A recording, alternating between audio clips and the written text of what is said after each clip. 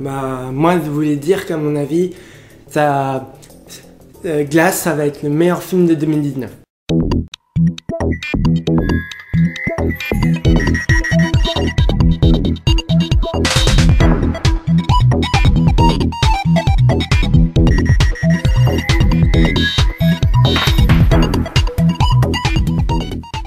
Salut à tous, c'est Pixey, on se retrouve pour cette critique du film Glass, le tout premier film que j'attendais vraiment cette année, mais je dois dire qu'il faut que je reparle un peu au niveau des attentes parce que c'était assez particulier.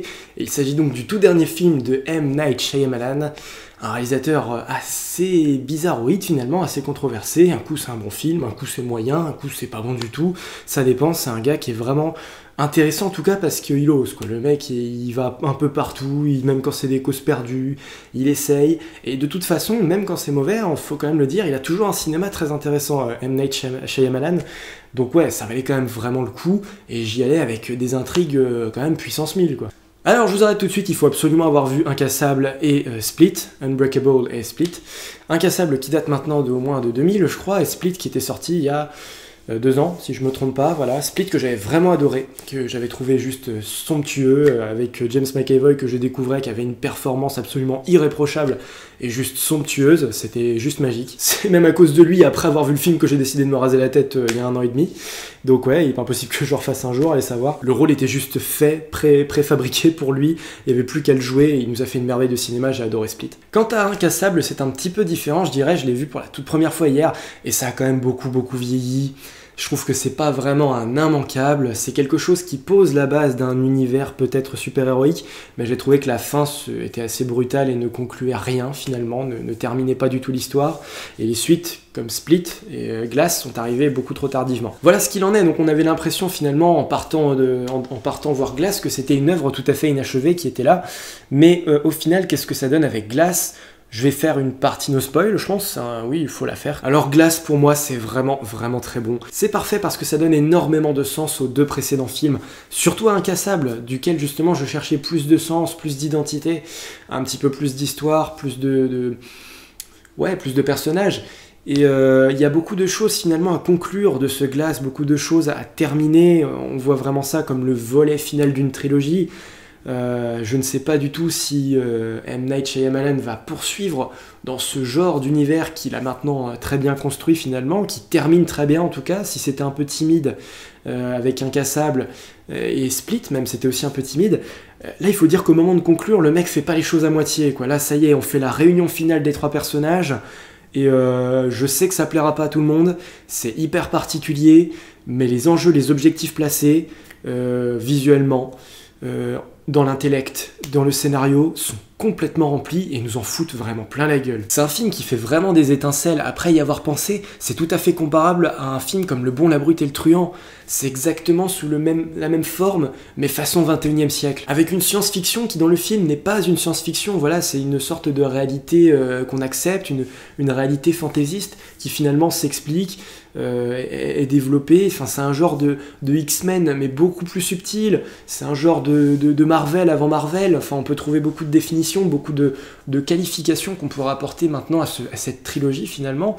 Et c'est pareil, même ne considérer que la chose comme super-héroïque, non, c'est tellement plus à décortiquer, c'est très différent. Pour moi, on peut pas dire que ce soit vraiment du super-héroïsme, c'est finalement des êtres d'exception, un petit peu comme des mutants, mais pas non plus, parce qu'en finalement, on a l'impression que le pouvoir agit un petit peu comme une espèce d'adrénaline, le pouvoir qu'ils ont, et qui se déclenche ou non. Donc ouais, rien qu'en partant de ça, c'est un film super intelligent, et sans vous spoiler, moi j'ai juste trouvé que c'était super bon. Les performances sont juste à tomber, acteurs secondaires comme acteurs principaux, c'est excellent. Bruce Willis, Samuel Jackson, James McAvoy, bien entendu, ces mecs-là, ils n'ont plus rien à prouver, les gars n'ont absolument rien à essayer de te faire croire, ils y arrivent tout seuls, ça passe et c'est bon. Mais ce qui est vachement cool, c'est que tu retrouves aussi pas mal de personnages, enfin, en tout cas un en particulier d'Incassable, un en particulier de Split, et que ces personnages nourrissent aussi tellement, sont une espèce de roue de secours de ces personnages, sont une espèce de second souffle qu'on leur apporte,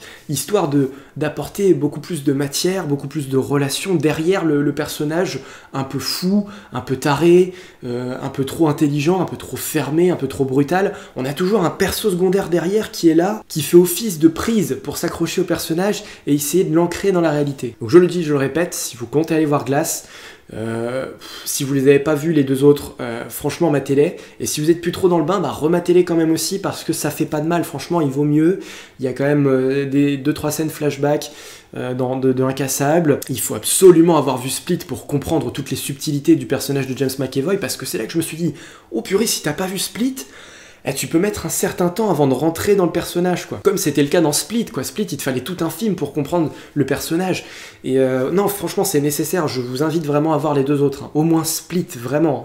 Ce qui est marrant, c'est que le film propose quelque chose, franchement, de différent déjà d'une, mais qui arrive quand même pas mal à surprendre. Moi, j'ai adoré tout ce qui était l'imagerie, la couleur. Il y a un code couleur qui est utilisé pour chacun de ces trois personnages, qui est lumineux, qui est vraiment bon. Enfin, je veux dire, ça tourne autour d'accessoires, d'éléments, de lumière, d'entités. Voilà, on a l'entité méchante, je vous dis pas qui c'est, mais voilà, qui est retracé par le violet, par un costume violet, par une canne violette aussi dans Incassable, je vous dis pas qui c'est, mais vous avez compris.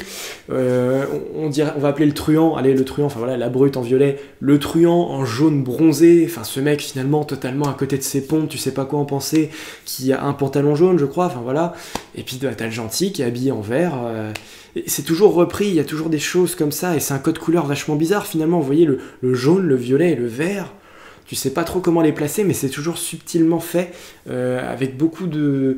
Voilà, sans que ce soit vraiment les codes, par exemple, de chez Marvel ou de chez DC Comics, où on te fout un costume de personnage qui soit absolument représentatif, over-boosté, over-exagéré, avec une tonne de muscles derrière. Non, finalement là, c'est juste un costume très simple, mais qui t'identifie tout de suite au ton du personnage, à quelle couleur va correspondre à quel personnage. Tu sais à un moment que si la lumière est de cette couleur-là, tu sais très bien quel personnage va arriver. Tout est relié, tout est connecté, juste par des mises en scène, par des mouvements de caméra, toujours très intéressé, là aussi chez Shyamalan.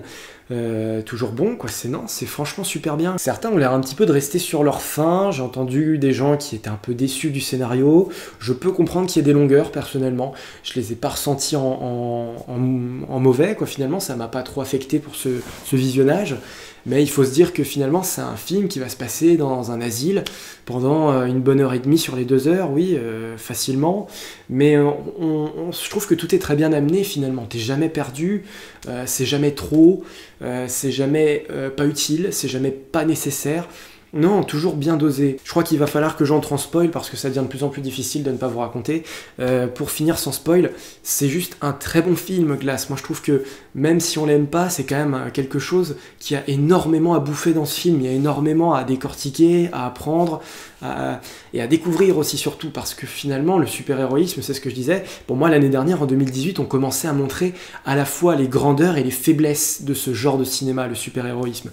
On a vu tout ce que ça a engendré ces dernières années avec du cinéma très réussi, très neuf comme l'a été Kick-Ass, des choses trop compliquées, trop démesurées comme le furent par exemple Batman vs Superman, des choses trop simplistes et pas assez satisfaisantes comme le furent Justice League, Suicide Squad. On a eu de tout, mais pour moi on n'avait pas encore eu ce genre de cinéma super-héroïque avec Glass qui était ancré dans le réel. Même Batman The Dark Knight était pas tout à fait... Lui était dans le genre dramatique, était dans le genre pièce de théâtre sombre, dramatique, absolument sociétal, vraiment terroriste, voilà, tout ça machin. Pour moi, on rentre dans quelque chose d'ici encore plus fort, qui va à l'intérieur, la croyance ou non du super-héros, est-ce que ça existe ou pas ? Il n'y en a pas beaucoup de films de super-héros qui se posaient cette question, de se dire, attendez... il en existe d'autres, est-ce que j'en suis un ? Je suis pas tout à fait sûr. Est-ce que la force en soi est un super pouvoir ? Parce que c'est bien beau que je puisse soulever peut-être, je sais pas, 150 kilos, 200 kilos, mais est-ce que ça fait de moi franchement quelqu'un qui doit se mettre au service des autres ? Est-ce que ça fait de moi quelqu'un qui doit risquer sa vie pour les autres ? Je me pose la question, est-ce que c'est pas juste une caractéristique et puis c'est tout ? Est-ce qu'on m'a pas menti également en me racontant mon histoire, en me disant, attends, est-ce que ça fait vraiment de moi un super-héros parce que cet événement a fait que j'ai réussi, j'ai échoué, j'ai survécu ? Le film pose des sacrées bonnes questions, je trouvais, même si je dois reconnaître, pour terminer, que j'ai pas été envoûté par le film en soi, j'ai pas été pris à la gorge. Je trouve par exemple qu'il y a un moins de 12 ans qui a exagéré sur le film, c'est pas sanglant, c'est pas hyper prenant, il y a des événements qui en soi me retournent pas la tête, ni le cerveau, ni les émotions. mais c'est quand même clairement efficace et je trouve que je ressors de là très enrichi et c'est ça le plus important. Partie spoiler maintenant, restez uniquement si vous avez vu le film et c'est tout. Ce que j'ai beaucoup aimé, c'est que finalement avec cette conclusion de film, ça forme une trilogie qui est centrée sur chacun des personnages. Là j'ai compris finalement en fin de film pourquoi ça s'appelait Glass et c'est très inventif je trouve, il y a beaucoup d'imagination et c'est voilà, finalement c'est bien réussi, bien joué. Le premier incassable, c'est Bruce Willis, David Dunn. Le deuxième, c'est sur Kevin et la Horde, autrement dit Split, voilà, c'est James McAvoy. Et là, le troisième, enfin, on révèle beaucoup plus de choses sur le personnage de Samuel Jackson, qui était un peu exposé comme ce personnage qui allait faire découvrir à tout le monde la vérité, qui allait commencer à acheter une petite pierre dans la mare pour essayer de faire changer les choses. Et là, avec cet épisode-là, il montre vraiment que lui aussi c'en est un de super-héros, lui aussi, avec son intelligence supérieure, avec son pouvoir de réflexion, de mise en scène, ses machinations, sa mise en lumière. Non seulement c'est un super vilain, on va dire en soi, mais un super vilain qui donne naissance à ce film. C'est lui qui donne la cause commune entre les trois, donc c'est pas forcément méchant, comment dire, c'est pas le super vilain Marvel. C'est pas le super vilain de base qui cherche le pouvoir, la domination, c'est le super vilain qui cherche la vérité. Il sait que c'est peut-être en faisant le mal qu'il va pouvoir réussir à faire ouvrir les yeux, à faire progresser l'humanité. Et ça c'est pareil, c'est un peu comme Thanos finalement, dans une certaine extension. Ce sont des personnages malfaisants en soi, mais qui ont vraiment des raisons qui sont bénéfiques, qui sont utiles, qui cherchent à faire avancer et progresser le monde dans lequel on vit parce qu'il est corrompu, parce qu'il est en danger, et qu'on a besoin de savoir et d'avoir beaucoup plus de connaissances afin de progresser et d'avancer dans l'évolution et dans le monde. Rien que ça, c'est super intéressant. Après, on aura forcément son Némésis qui, lui, va essayer de sauver des vies, tout simplement, tout en essayant aussi de se rester discret, mais en étant quand même pas mal bourrin, parce que c'est clair que le plus bourrin des trois, ça reste quand même David Dunn, ça reste Bruce Willis. Et à côté de ça, ce que j'ai adoré, c'est qu'on a la rédemption du personnage de Kevin, James McAvoy. J'aurais jamais pensé que la fille qu'il a kidnappée dans Split revienne le voir, essaye un petit peu de le guérir, de le soigner. J'ai presque vu de l'amour sincère. C'est là que j'ai vu un peu ce petit côté X-Men où finalement, il y a des personnages secondaires qui arrivent à faire en sorte que nos super-héros peuvent vivre de façon normale, peuvent tout à fait contrôler leur pouvoir, peuvent essayer de se mesurer, de vivre tout à fait normalement à partir du moment où on a un soutien, à partir du moment où on leur fait confiance, où on les expose à ce qu'ils sont, où on leur fait comprendre ce qu'ils sont. Et c'est à ce moment-là que la toute première personnalité de la Horde, c'est-à-dire Kevin, le mec à la base, l'esprit qui contrôle le corps en tout premier, c'est Kevin. Après, il a développé par la suite toutes ses personnalités. C'est là qu'il revient et qu'il dit attends, ok, je reste dans la lumière, je reste avec toi parce que c'est mon corps et ok, si j'ai besoin d'être une autre personnalité dans la vie, je le ferai. Il faut que je prenne possession de mon corps pour être avec toi et pour mourir en paix. Enfin, ça c'est quand même du grand cinéma, c'est des super belles scènes. Et bah ça commence bien l'année 2019, tout ça, voilà, moi je pensais même pas qu'ils allaient tous crever à la fin, tous les trois, à cause de... Bon là c'est un petit peu cliché, en sorte c'est un peu prévisible, à cause d'une organisation qui cherche à faire taire, qui cherche à ne pas créer de scandale ou d'émergence médiatique et de l'opinion publique concernant une nouvelle espèce, des nouveaux hommes qui seraient capables, hommes et femmes, qui seraient capables d'avoir des super pouvoirs, ils cherchent à faire taire cette vérité.